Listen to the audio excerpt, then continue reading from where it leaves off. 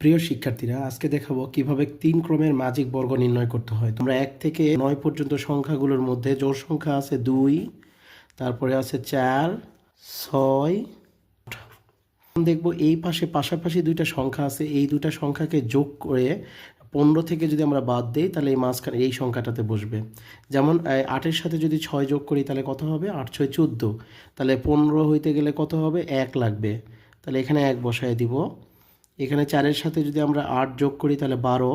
তাহলে 12-র সাথে 3 যোগ করলে কত হবে? 15। এখানে 3 বসায় দিব। 2-এর সাথে 4 যোগ করলে হবে 6। 15 থেকে যদি 6 বাদ দিই তাহলে কত হবে? 9। এখানে দিব 9।